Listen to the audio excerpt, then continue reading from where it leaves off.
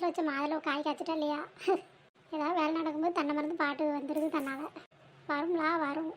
வா வந்து உட்காரும். பிள்ளைலாம் பள்ளியிடம் போயிட்டாவக்கா போயிட்டா ஒரு வழியா காலையிலே எந்திரிக்கிறதுக்குள்ளேயும் எழுப்பி ஒவ்வொன்றா தேடைக்கு அப்போ தான் ஒருத்தி ரிப்பனை காணுங்க, ஷூவை காணுங்க. ஏ அப்பா ஒரு வழியாக கிளம்பி போயிட்டாவக்கா. இங்கே மட்டும் என்ன வேலை தான். ஏ அப்பா எந்திரிக்கிறதுக்கு எழுப்பதுக்கே 10 தடவை எழுப்ப வேண்டியதாக இருக்குது. எந்தி லீவ் அன்னைக்கு பார்த்தோன்னா எந்திரிச்சு நம்ம காலுக்குள்ளே சுரண்டிக்கிட்டு சோறு வேணும் குழப்பம் வேணும் பசி எடுக்கும் பாவ. அதே தாங்க இங்கே. ஆமாம் நேற்று பிக் பாஸ் போட்டோன்னா ஃபுல்லாக பார்த்தியாக்கா? எத்தனை மணிக்கு முடிஞ்சிச்சு? பிக் பாஸை பற்றி பேசாத. பிள்ளைகளுக்கு திங்கக்கிழமை படிக்கிறோம், ஞாயிற்றுக்கிழமை நைட்டு போட்டோம்னா பிள்ளைகளும் பார்க்க முடியாது, நம்மளும் பார்க்க முடியாது. இப்போ நீங்களும் ஃபுல்லாக பார்க்கலையா? எங்கக்கா பார்க்க 6 மணிக்கு போட்டான். 6 மணிக்கு போட்டதுலேருந்து ஒருத்தரை காமிக்கிறதுக்கு முன்னாடி அரை மணி நேரம் விளம்பரம் போடலாம். அப்புறம் எப்படி இப்படி பார்க்க? பிள்ளைகள் பூரா 9 மணிக்கெலாம் படுன்னா நீ முதல்ல படு, நீ மட்டும் பிக் பாஸ் பார்க்கல இல்லையா அப்படிங்குது. ஆமாக்கா இதுதான் கொஞ்சம் இன்ட்ரெஸ்ட்டாக இருக்கும்னு நினைக்கிறேன். எல்லாமே தெரிஞ்ச முகமாக இருக்குது. ஆமாம் ஃபுல்லாக விஜய் டிவியில் ஒரு நாடகத்தில் வரவங்க தான். 365 நாள் போய் நாடகத்தில் நடித்தா கிடைக்காது சம்பளம்.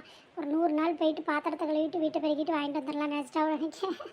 ஆமாக்கா அது வேறு அந்த விளம்பரத்தை போட்டு சாவடிச்சிட்டான். இந்த சரஸ்வதி பூஜை ஆயுத பூஜை வருதா, அதுக்கு படம் புது படம் அந்த தேட்டரில் ஓடாத படத்தை அப்புறம் விஜய் டிவியில் போடுறதுக்கு அதையே போட்டு அறுத்துக்கிட்டு இருந்தான். என் பிள்ளைகள் வர டிவியே மாற்ற விட மாட்டேங்குது. மற்ற நேரம்னா சுட்டி டிவியை தவிர வேறு எது வச்சாலும் மாற்றவே விட மாட்டாளுவோ. நேற்று என்னடானா விஜய் டிவியை வச்சுக்கிட்டு ஏம்மா கொஞ்ச நேரம் பார்ப்பேன்னா 9:30 ஆகிட்டு. நானே டிவி அமைச்சு போட்டு போய் படுங்கன்ட்டேன். எங்கள் வீட்டில் அப்பா பாலிமர் நியூஸை வச்சுட்டு மாற்றவே மாட்டேன்ட்டு பிள்ளைகள் அதுவளே போய் எரிச்சப்பட்டு போய் படுக்க போயிட்டு பிக் பாஸில் அங்கே போய் சமையல் பண்ணுவோம். நம்ம வீட்டில் சமையல் பண்ண வேண்டாமாட்டி அதான் மத்தியானம் சாப்பாட்டுக்கு வெங்காயத்தை உரிச்சிக்கிட்டு இருக்கேன். அப்போ மத்தியானத்துக்கு சேர்த்து காலையில் பொங்கலையாக்கா? இல்லை காலையில் கொஞ்சம் மாச்சலாகி போச்சு, அதனால் கலர்ன சாதம் லெமன் சாதம் தான் கிண்டி 2 உருளைக்கிழங்கு வறுத்து கொடுத்து விட்டேன். இப்போ மத்தியானத்துக்கு புளிக்குழம்பு தான் வைக்கலான்ட்டு இருக்கேன். நான் சாம்பார் தான்க்கா வச்சா, காலையில் இட்லி வச்சு சாம்பாரை கொடுத்தாச்சு. மத்தியானத்துக்கு சோத்தை மட்டும் பொங்கி சாம்பாரை விரவி கொடுத்து விட்டேன். ஆமாங்க பரிசு பேப்பர் கொடுப்பாங்கன்ட்டு ஒருத்தி வயிற்றை கலக்கிக்கிட்டு போகிறா. என் பிள்ளைலாம் அப்படி இல்லைக்கா, நல்லா படித்து நல்லா எழுதியிருக்கா. அதனால் எப்படா பேப்பர் கொடுப்பாங்கன்ட்டு போயிருக்கா. உடனே பீத்திடுவா. ஏன்க்கா ஜோனி ஒழுங்காகவே படிக்க மாட்டாளோ?